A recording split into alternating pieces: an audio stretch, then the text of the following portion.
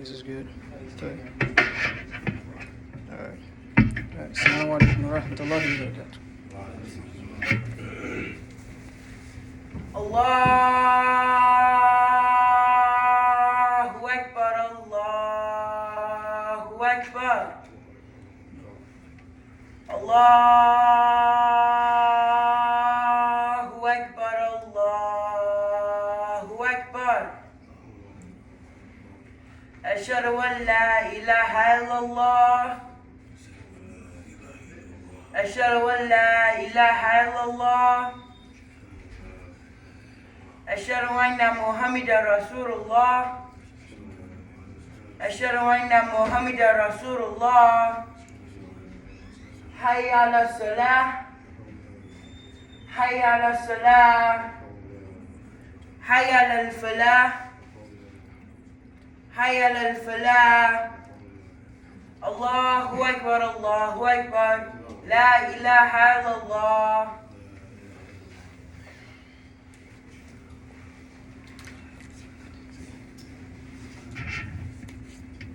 إن الحمد لله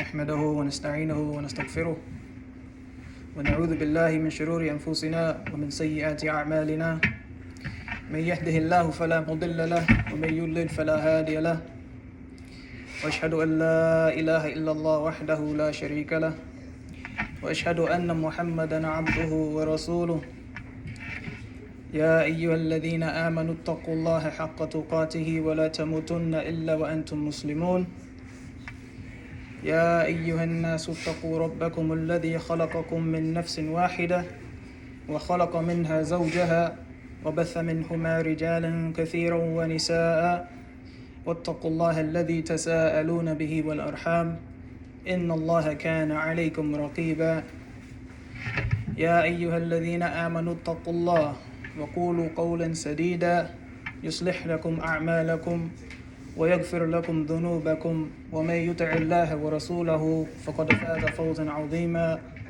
أما بعد فإن خير الحديث كتاب الله وخير الهدي هدي محمد صلى الله عليه وسلم وشر الأمور محدثاتها وكل محدثة بدعة وكل بدعة ضلالة وكل ضلالة في النار.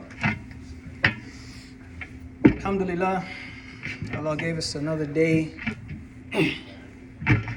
to be reminded of a few things essential to being a Muslim. And this topic today especially essential to being a Muslim in America. Or fi hadhihi zaman, even in this time, in general, all over the world. The Prophet Muhammad sallallahu alaihi wasallam, he mentioned, "Man asbaha minkum mu'afin fi jasadihi." Man asbaha minkum mu'afin fi jasadihi. Man asbaha minkum. What does that mean? Whoever awakes from amongst you. In this hadith, if you look in the sharh, the explanation of the hadith, the Prophet Muhammad ﷺ, he's talking to the believers. He's talking to the believers, and in this is a sign that he's targeting the idea that the rest of what will come in this hadith is something that the believers should always be cognizant of. Man asbaha minkum mu'afin. What is mu'afin? What is mu'afin? This comes from the word afiyah, and this word afiyah is in a hadith. I believe it was reported in regards to this is one of the best things you can ask for. One of the companions requested a dua that could be short enough but very impactful, and could be all encompassing if he could not memorize other du'as that were longer and things like this. And this word afiyah is mentioned in that. And what is afiyah? To keep it very simple, afiyah, it's just about everything. Just about everything. Specifically in this hadith, mu'afa is speaking to your overall health. Your overall health. If you look further into the explanation, it says ظاهرا وباطنا. Okay? Inward and outward. So not just your physical health, but also internally, your mental health, the health of your heart, without deficiency, without diseases. As we know, a disease of the heart, for example, is shirk, putting partners with Allah, worshipping others with Allah. And a disease of the body, mu'afin fi jasadihi, meaning his body. A disease of the body, as we all know, is many different diseases. Okay? So the Prophet ﷺ, he's saying, Man asbaha minkum mu'afin fi jasadihi. Now also, we have to take note that you are waking up in this state. You're waking up in this state. Meaning, these are things that were given to you before you went to sleep or while you were asleep. Which speaks to the ni'mah, the blessing of these things that I will speak about later in the hadith. Which goes to show you the first thing, wajibun alayna, the first thing that's obligatory upon us, we will realize after I mention the other things, is the shukr of Allah. It's giving thanks to Allah for even waking up in this state. And we just left the month of Ramadan. As we know, Ramadan is not just the abstinence of food and things like this, but lowly desires and things like that. And one of the wisdoms behind that is we get to feel, not just see, but feel how those are feeling who have less than us. Okay? Man asbaha minkum mu'afan fi jasadihi aminan fi sirbihi. What is aminan? Aminan is a safety. It's a security. As if I give someone something, I know for sure I'm going to get that thing back in return in the same state or better. Aminan fi sirbihi. What is sirb? This is an all-encompassing term. This is an encompassing term here. A sirb, it can be different things. Okay?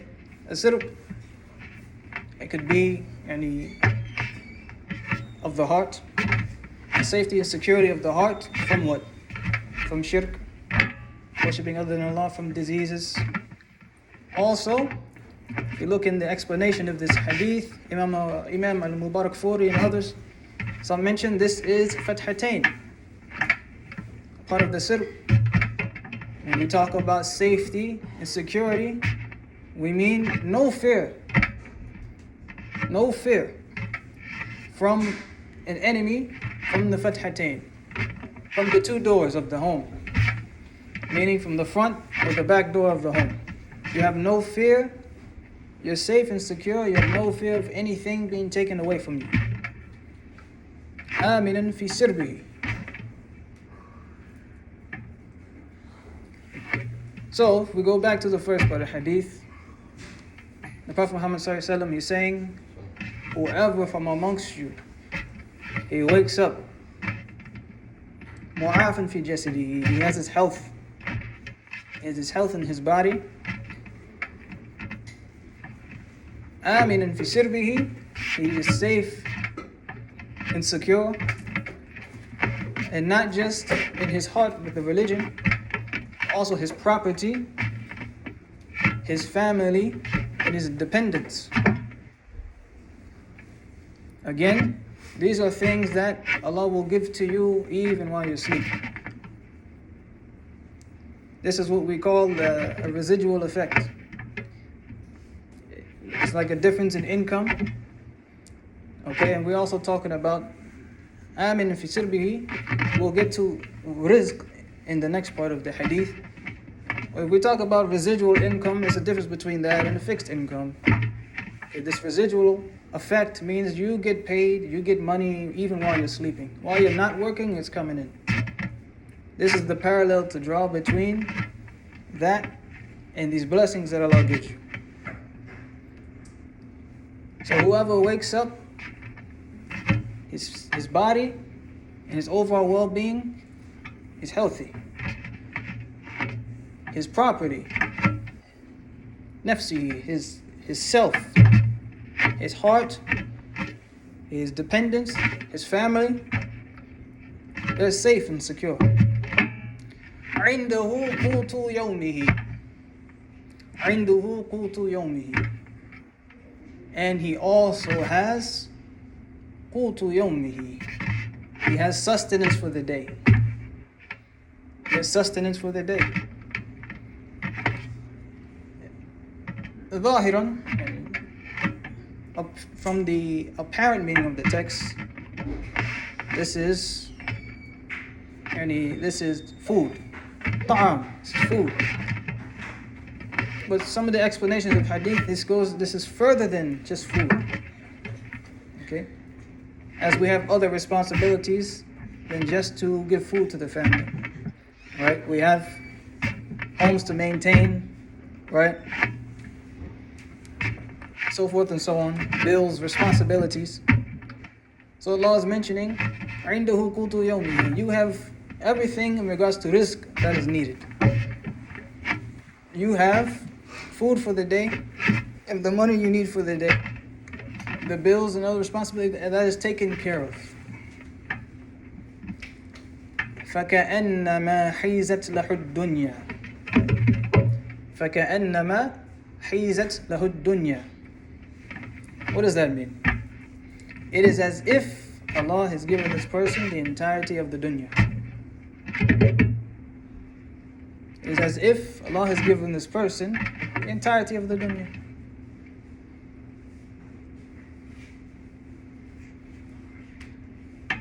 This hadith, من أصبح منكم معافا في جسده آمنا في سربه عنده قوت يومه فكأنما حيزت له الدنيا. Whoever from amongst you wake up, his body is healthy, he and his property, his heart, his religion is safe and secure from the enemy or any outside influences. عنده قوت يومه. He has his food and sustenance he needs for the day. Listen to what the Prophet ﷺ is saying. فَكَأَنَّمَا حِيزَتْ لَهُ الدُّنْيَا. It's as if Allah has given you the entirety of the dunya. When we reflect upon this, this gives us an objective. Yes, you should strive for more. Generational wealth, this, that, absolutely. But from the core of the message is that if the believer has this, it's like Allah's giving you the entire dunya, because you have to sit and you have to think, what are you doing everything you do every day for?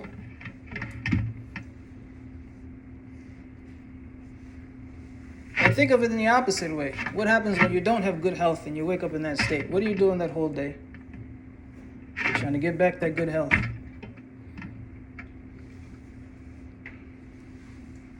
What if you're not safe and secure with yourself and your Islam and your belongings and your family and your dependents? You're trying to get safety and security for all those you have to take care of.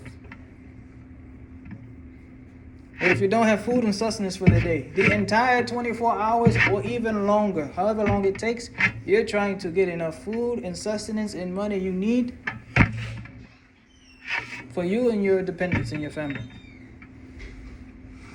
From the benefits of this hadith, it goes to show these are the three main essential things that the Muslim needs. If we go into all of humanity, this is what humanity is chasing. Every single day.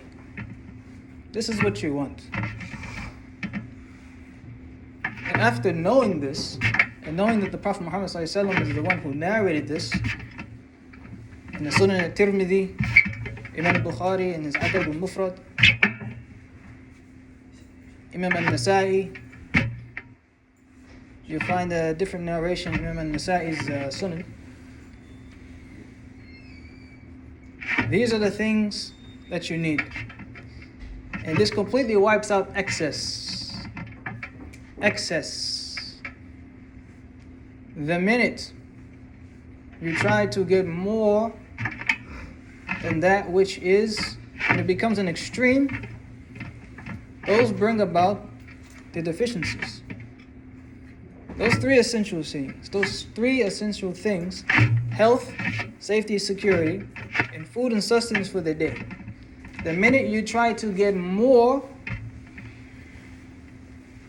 so much so that it becomes extreme, then we have issues.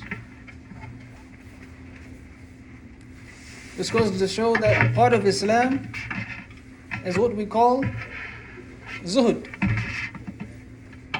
And for this hadith, I'll just say balance. You have to have balance. And know that you maybe wanted to make $100,000 this year, but Allah only gave you $50,000. But what did He also give you? He gave you health. Every day you woke up, you had the health. It was a given. He gave you safety and security with that which you are responsible for. And He gave you food and sustenance for you and those who are dependent upon you every single day. $50,000 in those three essential things is better than $1 million or whatever else you could have gotten throughout the year, but you didn't have those three essential things every day. That's the point. So part of accepting the qadr, accepting what Allah has decreed for us, is knowing that these three essential things, if they're given to you and nothing else, you'll be okay. Also, from this hadith we learn, just from the greatness of these ni'am, of these blessings, of waking up with health, waking up with safety and security, and waking up with food and sustenance for the day, automatically, out of thanks to Allah, you should use these things for obedience to Allah. And when we don't, because it is a concept in Islam, that it's not the only way to make dua is to go like this and you ask Allah. You also make dua with your actions and your intentions. What you do throughout the day, this is also you making dua. See, that phrase, be careful what you wish for, is not when you verbally wish for it only. It's with your actions. What are you doing every day? What are you doing every day? Are you constantly sinning? And this is why we say, مَن يَهْدِهِ اللَّهُ فَلَا مُضِلَّ لَهُ وَمَن يُضْلِلْ فَلَا هَادِيَ لَهُ مَن يَهْدِهِ اللَّهُ فَلَا مُضِلَّ لَهُ. Whoever Allah guides, there's no misguidance for him. No one can misguide him. But whomever Allah leads astray, meaning the origin of you being astray comes from you. And that ultimately you being led astray is the dua you've been making with your disobedience to Allah. That's how you ultimately become led astray. It started with you. So it's a big, huge misconception. Why should I ever do that which is correct? If Jahannam, if the hellfire is already written for me, if Allah is going to guide me or not guide me, it's all in His hands. Why should I ever do what's right? No. Because being guided, it starts with your righteous actions.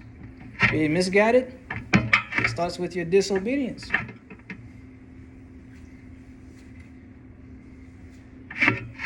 So every day, when you're seeking these things, keep in mind, these are the three essential things you need. Okay? This is what you need. And more times than not, here's the reality, more times than not, you're going to have these things.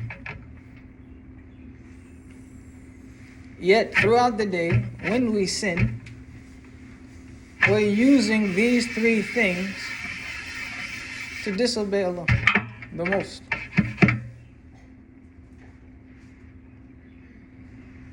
You have a hand, you're healthy, but you're a thief. You're using your health that Allah gave you to disobey Him. This is a form of disbelief. So know that this health and these other things that Allah gives you, use it to thank Allah by doing the proper things with it. أقول قولي هذا أستغفر الله لي ولكم فاستغفروه إنه هو الغفور الرحيم.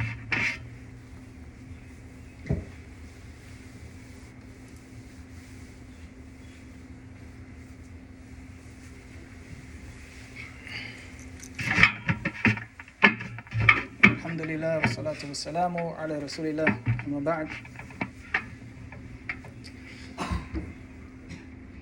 The next thing and the final thing, inshallah, I wanted to address this idea of being self-made. This is a plague. This is a plague, not just amongst the non-Muslims, amongst the Muslims too, and in humankind. We have this idea that just because we weren't given much when we were younger, our parents couldn't give it to us, that everything you gain from that point forward, it just came from you. No. The Muslim stands against this idea and he recognizes this hadith. Because without the good health that Allah gave you before you even woke up, there is no seeking this rizq that you now have that Allah gave to you as well. Without this safety and security while you sleep, there's no peace of mind. And for many people, that will disrupt everything throughout the day. How can you sleep if your brain, everything about you, your mind, you're worrying about the safety of your wife, the safety of your husband, the security of your money, of your children? There's no peace in that. Allah gave that to you too. عنده قوت يومه. Even though Allah didn't give you the amount of sustenance you wanted, He still gave you those three essential things. And those three things allowed you to make all this money and get to this place that you've gotten to only by Allah's permission. So there's no self-made. Okay? There's no self-made. Everything requires the aid of Allah. Everything. So we should recognize the profoundness of this hadith is in its simplicity. And like I said before, sit back and reflect every single day. The next thing you do, what are you doing? Most likely is trying to gain one of these three essential things. You're trying to get safety and security for your family. You're trying to get food and sustenance for the day. Or you're trying to get your health back. And these three things,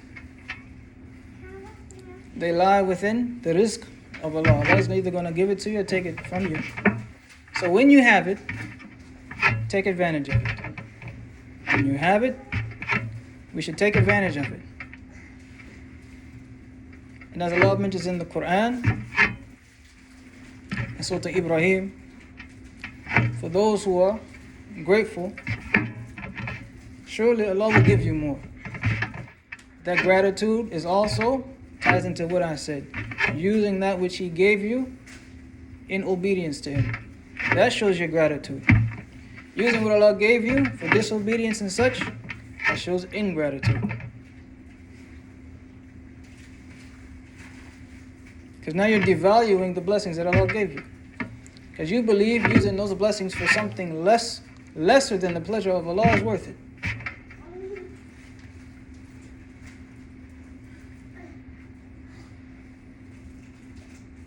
Allah just gave you a car. I know someone, they say, Alhamdulillah, mashallah, Allah just gave me a car. Alhamdulillah. That provides safety and security from the harms in the outside world. You don't have to catch the bus. You don't have to go through all that stuff. You have the safety and security of a car. Alhamdulillah. What was my message to this person? My message to this person was, make sure you use this car for the pleasure of Allah. Alhamdulillah, 2014, 2022 car, 2020, I don't care what year. If it gets you from point A to point B, Allah is giving you this for reasons you don't know. You make sure you use it for the pleasure of Allah. Inshallah, Allah may give you 2 cars or allow you to upgrade very soon. As we mentioned, you're grateful for what He gives you, then He'll give you more. Meaning, if you're obedient with what He gives you, inshallah, He'll give you more to be obedient to Him with. But have we ever seen, we've gotten something and we just misused it. And then we lost that thing. What does that come from? Perhaps it comes from this. Perhaps you didn't realize the ni'mah of that thing that Allah gave you. It could be your wife. She was the best thing that ever happened to you, man. And what did you do? Everything in the book you weren't supposed to. So Allah took it away from you. And deal with that. That's also giving you safety and security from the harms of your desires. Same for the woman. This man did everything for you. Everything. Because you may have a mental health issue, or you have insecurities, and you've been a subject of your bad decision making in the past. Allah finally gave you a man that was good, did everything for you could ever ask. You gave him hell for no reason. Khalas, okay. Allah took him away from you. This is the sunnah of Allah. He gives the blessings to people. If you misuse it, He will take that thing away from you at His will. And be careful what you do with these things. As I mentioned, you are making dua with your actions. We ever find ourselves in situations in life, I did not ask for this. All I want to do is this. All I want is this thing. All I want to do is this. And I want to please you with that thing. But the things He gave you now, you're not using to please Him now. So how are you going to use those things that you want to please Him later? You have time. Ample amount of time. But you're not offering salah. There's nothing holding you back. Your job's not in the way. Nothing. No responsibility. No nothing. You're not in war. You're sane.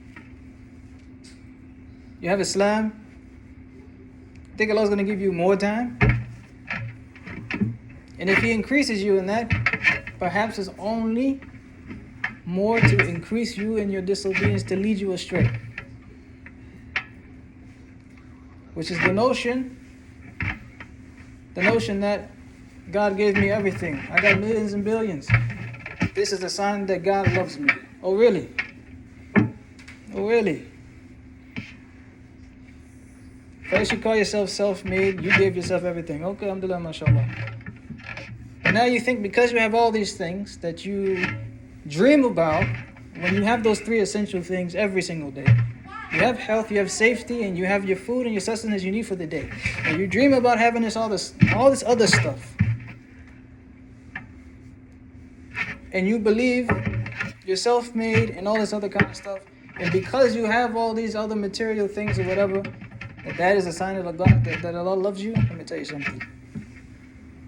Sometimes Allah gives to you that which you want to lead you further away from Him. It don't matter who you are. I've heard this statement from any celebrity, whoever. They all got the same thing. They got this mentality, because God gave me all these things, He must love me. He must this. He must... No, dude. He's leading you further away from Him as a punishment for disease in your heart and the inappropriateness of your actions and your speech. So let's not get it confused. In this hadith is a lot of hikmah, a lot of wisdom. من أصبح منكم معاف في جسده آمنا في سربه عنده قوت يومه فكأنما حيزت له الدنيا. Whoever Allah allows to wake up, you're waking up in this state, you're not trying to go get this stuff, you wake up in this state, healthy, safe and secure with your belongings. You have your food and sustenance you need for the day.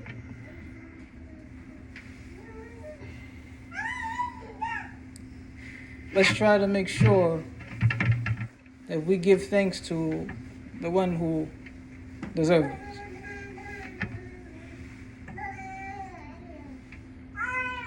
ربنا آتنا في الدنيا حسنة وفي الآخرة حسنة وقنا عذاب النار.